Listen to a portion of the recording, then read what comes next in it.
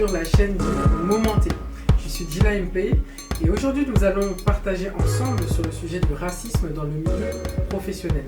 Pour cela, j'aimerais vous présenter mes deux invités qui sont J et Agadis.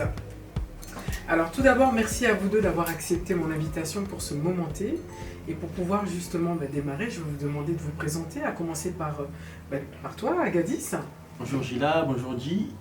Moi c'est Agadis, agent de production à Tours dans le centre Val-de-Loire. Bonjour Gila, bonjour Agadis, merci de me recevoir. Alors moi, comme tu l'as dit, c'est J. Officiellement agent de la fonction publique et officieusement écrivain. Voilà. Alors J, officieusement écrivain, mais aujourd'hui, officiellement, je vois que nous avons un ouvrage écrit par tes soins qui porte le titre « On ne peut plus rien dire ». Mais est-ce que tu peux nous en dire plus? Alors, on ne peut plus rien dire, ouvrez les guillemets. Je l'ai appelé comme ça parce que c'est une phrase qui revient souvent dans la bouche de ceux qui tiennent des propos racistes, intolérants. Et pour de vrai, je voulais l'appeler xénophobie professionnelle. D'accord. C'était précis, mais c'était un peu compliqué. Et le on ne peut plus rien dire, il est venu presque à la dernière minute par évidence en fait. C'était la phrase qu'il fallait pour accrocher. Qui connaît le mieux justement Voilà. avec le contexte que tu voulais justement mettre en lumière à travers ton écrit. Voilà, c'est ça. D'accord, très bien. Alors, un titre bien élaboré, bien précis, mais pourquoi l'écriture de ce livre? En fait, l'écriture, ça doit faire 10 ans que je me dis, je dois écrire un livre. Ouais, ça fait 10 ans que je me dis, je dois écrire. À la base, moi, je voulais écrire l'histoire de mon père. Parce que mon père, il est arrivé en France, il n'a pas pris genre aéroport de Maya Brazzaville, directement aéroport Charles de Gaulle. Il est monté, on va dire à pied. Il est monté, il a fait genre 1 an, je sais pas, au Cameroun, 2 ans au Sénégal, 1 an, voilà. Il est monté petit à petit. D'accord. Du coup, c'est une histoire un peu dingue. Je me suis dit, ça, faut que je l'écrive pour l'héritage de la famille. Voilà, c'est une histoire de dingue. Pour moi, ça s'écrit, quoi. D'accord. Et puis donc, moi, entre le moment où je dis je le fais, au moment où je pense le faire, au moment où j'agis, il y a toujours un laps de temps. Là, en l'occurrence, c'est 10 ans. 10 ans quand Ouais, même. 10 ans quand même. Et puis, entre-temps, j'ai vécu cette expérience-là. Et je me suis dit, c'est tellement lunaire, c'est tellement pas extraordinaire, mais invraisemblable ce que j'ai vécu, ce que j'ai pu voir, ce que j'ai pu entendre, ce que j'ai pu sentir, que je me suis dit, il faut que je l'écrive. Donc en fait, j'ai écrit ce bouquin-là en pensant que j'allais l'écrire vite, parce que c'était des faits réels et que j'allais pouvoir le retranscrire, pour ensuite pouvoir attaquer un vrai bouquin solide. Mais le travail que j'ai mis dans ce bouquin-là, en fait, c'était tant de travail que je pensais que ça allait être vite, mais non, finalement. Mais non, ça a pris. Voilà, donc en fait, l'envie d'écrire, elle est depuis longtemps.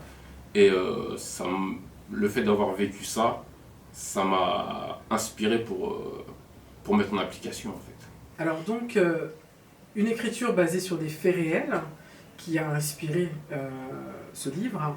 Un livre qui a été ponctué par bien des situations, des expériences que tu as vécues, parfois même par procuration.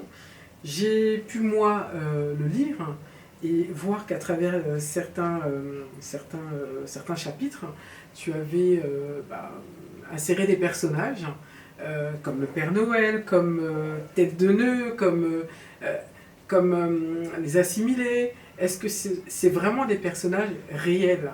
Alors ouais, les personnages sont des personnages réels, ils ont vraiment existé. Après j'ai changé les noms, bien entendu. Personne ne s'appelle le Père Noël, personne ne s'appelle Tête de Nœud. Et puis c'est la façon dont j'ai voulu découper le bouquin. Il me fallait quelque chose d'original pour avoir plusieurs chapitres différents. Donc je me suis dit je vais rester concentré sur les personnages et je vais découper par personnage. Pour moi c'était plus simple, c'était plus original, et puis 2, compartimenté, c'était pratique. D'accord, très bien. Alors donc des surnoms qui ont été choisis plus que ça aille dans le sens de l'humour que la haine, moi, lors de ma lecture, j'ai pu relever quelques surnoms, notamment dans le chapitre des assimilés à la page 47. On a Jacob, le personnage de Jacob. On a aussi dans ce même chapitre Aristide. Est-ce que tu peux nous en dire plus au niveau des assimilés? Parce que, comme tu l'indiques, cette écriture s'est voulu tourner plus vers l'humour. Donc on n'est pas là dans un contexte où justement doit demeurer la haine. Tu étais là justement plus pour évoquer des faits réels. Mais est-ce que tu peux nous parler un peu plus de ces deux personnages? Parce que moi, ce chapitre m'a vraiment interpellé. Des titres de chapitres assez évocateurs, des surnoms assez forts.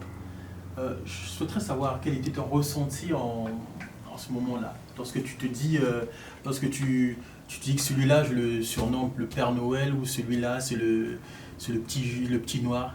Quel était ton état d'esprit à ce moment-là? En fait, les prénoms, enfin les surnoms que j'ai mis pour les chapitres, d'après moi, ils sont soft. Parce que tête de nœud, ça aurait pu être pire que ça. Ça aurait pu être pire, oui, c'est vrai. Quand j'ai écrit le bouquin, ça faisait déjà 2 ans que j'étais plus dans ce service-là. En fait, j'ai écrit avec du recul. Et je pense que c'est mieux en fait ainsi parce que je peux l'écrire de façon sans rage, sans haine, sans que poser, témoignage, les faits, après en ajoutant une touche d'humour, une touche de voilà. Mais je l'ai écrit avec le recul, donc les noms que j'ai choisis, les surnoms plutôt, c'est pas des... en fait, c'était plus humour, ça penche plus vers l'humour que vers la haine en fait. D'accord. Voilà. Alors, j'ai repris le livre au chapitre des assimilés, au niveau de la page 48, où tu indiques « Ces journées sont souvent accompagnées de Jacob, tu as oublié d'éteindre le gaz. Jacob, n'oublie pas d'éteindre le four. » Alors, moi, je vais m'approprier un peu le texte. Hein. Bien entendu, c'est toujours pour rire. Et il faudrait juste m'expliquer à quel moment, parce que là, je ne vois vraiment pas. Alors, le chapitre Les Assimilés, c'est une partie...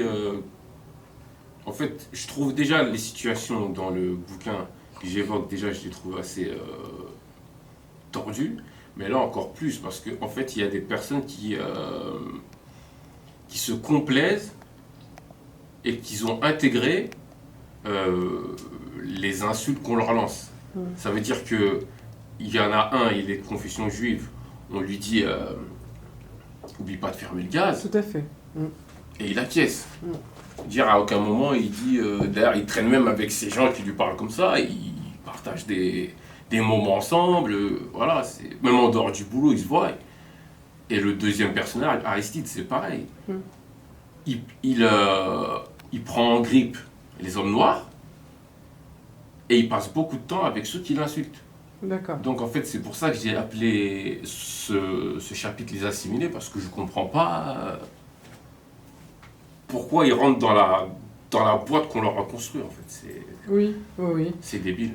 Alors, justement, je pense que Agadis a aussi lu le livre tout comme moi, et a certainement relevé des personnages qui l'ont interpellé. Justement, Agadis, est-ce que tu as toi aussi des personnages ou des chapitres qui t'ont interpellé et dont tu peux nous donner ton point de vue aussi?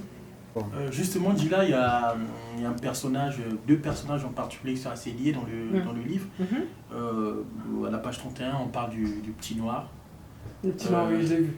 Un personnage qui m'a marqué. Oui. En fait, c'est l'histoire, c'est un noir qui remercie, en gros, il remercie la France de l'avoir ramené de l'Afrique aux Antilles, à fond de cale de bateau.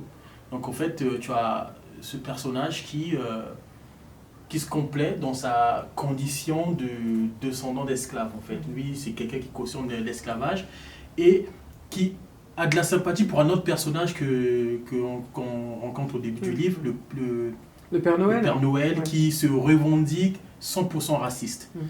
Et moi, il y a une phrase qui m'a interpellé de l'auteur et je voudrais lui poser cette question. C'est lorsque le petit noir il dit lorsque vous dites plutôt, je me méfie des Noirs qui se qualifient de black. Qu'est-ce que tu entends par là? En fait, moi, la question que je poserais aux Noirs qui disent black, la question que je leur poserais, c'est ils ont peur de qui? C'est bizarre de... En fait, moi, j'ai l'impression que ce mot black, là, c'est pour ceux qui veulent pas nommer les choses. Une personne, elle est noire, elle est noire. Il n'y a pas de problème là-dessus. Mais eux, ils sont des hommes de couleur.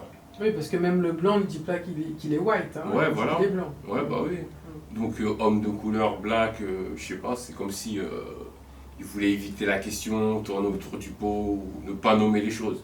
Et moi, je trouve ça gênant. J'ai l'impression que le noir, il fait peur, et que le black, c'est plus... Soft. Ouais, il est sympathique, il est stylé, tandis que le noir, il fait peur. Ouais. Alors tu es fier de toi et il y a de quoi l'être. Justement, comme on est dans le ressenti, je voulais savoir, toi, Gadis, qu'est-ce que tu as pensé justement du livre On ne peut plus rien dire. Justement, le terme black, il est récurrent aujourd'hui, mais cela ne date pas d'aujourd'hui parce que depuis les années 80, dans les films, dans la musique, dans la société, on utilise plus le terme black que noir. Je voudrais faire un petit parallèle avec le parcours de ton père. Il quitte l'Afrique, tu dis qu'il arrive en France par étapes.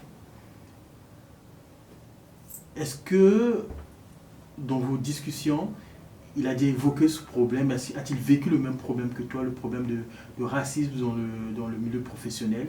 Et quel est son ressenti par rapport à tout ça? Je vais être honnête avec toi, j'en ai aucune idée. Mon père ne m'a jamais parlé de sa condition, on va dire, difficile ou pas en France, au niveau du racisme. Voilà, il y a beaucoup de pères, hein. On le sait, surtout chez les Africains, qui ne parlent pas, qui gardent tout pour eux. Donc moi, je sais le parcours qu'il a fait, mais je ne sais pas son ressenti du parcours, en fait. Donc s'il a vécu le racisme à un degré élevé ou pas, je ne sais pas, on n'en a jamais parlé. Désolé. Je comprends, c'est vrai que c'est le propre à tous les parents africains. Hein. Mais justement, est-ce que tu ne penses pas que c'est une occasion aujourd'hui, par rapport à la sortie de ton livre, d'évoquer le sujet, d'enrichir le sujet? Ça peut être peut-être une expérience qui va peut-être te servir ou te servir prochainement dans tes différentes tournées, tes différents débats que tu pourrais avoir avec les gens. Alors, ouais, de toute façon, aller en profondeur, parler avec ses parents, connaître mieux leur histoire, ça fait en sorte qu'on connaisse mieux la nôtre. Et c'est toujours un avantage d'en savoir plus. Maintenant, vu que avant d'écrire ce bouquin, je voulais écrire l'histoire de mon père, forcément, il va falloir que je m'y penche. Qu'on se regarde entre quatre yeux et qu'on parle entre hommes, et puis qui me dit ce qu'il a vécu, ce qu'il ressent, ce qu'il a pu ressentir, etc. pour retranscrire au mieux son vécu. Alors pour clôturer notre échange sur ton livre intitulé, je le rappelle, On ne peut plus rien dire, j'ai une question qui me revient à l'esprit, c'est doit-on ne plus rien dire? Comme je l'ai expliqué tout à l'heure, le bouquin, je l'ai écrit avec du recul. Donc, comme tu disais, 4 ans après. Voilà. Donc, quand je l'ai écrit, j'avais pas d'amertume, pas de rage. J'étais juste animé par le plaisir des mots. Si tu veux, j'ai passé 1 an à écrire des trucs un peu partout. Voilà. Et puis 1 an à tout mettre dans l'ordre. D'accord. Donc, quand tu es dans ce travail acharné, t'as pas le temps pour la haine. Voilà, laisser trop place aux émotions. Voilà, j'ai pas le temps. Donc voilà, je me suis dit au mieux, je fais au mieux pour que ce soit juste un témoignage en fait. D'accord. C'était là ma motivation. Oui. Maintenant, une fois que le bouquin clos, j'ai eu sentiment de satisfaction en fait. Parce que c'est du travail. Je ne pensais pas que ce serait aussi compliqué. Oui. Et finalement, juste le fait de l'avoir entre mes mains, solide, imprimé, tout ça, voilà, je me dis, je suis quelqu'un. Ça fait plaisir, là, voilà, on est content, on se voilà, dit que... c'est ça. Voilà. Je suis content d'avoir fini. Pour moi, du haut de mon âge, c'est l'une des choses les plus belles que j'ai accomplies. Ouais. Je peux mourir demain, ça va. Bon, je pense que il y a encore 10 ans et je te le souhaite. Voilà. Non, mais je suis bon, je vais pas me cacher, je suis fier de moi. Adila, je dois t'avouer que le livre se lit très facilement. Je l'ai lu en 1h30. Très bien écrit. Tu as dévoré le livre. Oui, très bien écrit. Et surtout, on ressent en le lisant qu'on a affaire à un artiste. Il y a, des punchlines, limite, tu as l'impression d'avoir un rythme dans la tête en lisant. Mais le livre il est très bien, il est assez clair, on le recommande parce que de tous âges, parce que c'est un livre qui se lit très facilement. Merci Gilles d'avoir répondu favorablement à mon invitation. C'est moi qui te remercie. D'avoir aussi répondu à toutes ces questions. On se verra certainement à ton événement parce que j'aimerais faire partie du public aussi. Je suis la bienvenue. Merci en tout cas. Merci aussi de nous avoir fait partager ton expérience. Mes remerciements vont aussi tout droit à Gladys. Merci à toi Gila. Pour ta présence, ton intervention. Et je finirai aussi par vous remercier, vous public. Et je vous dis à très bientôt pour un autre moment T.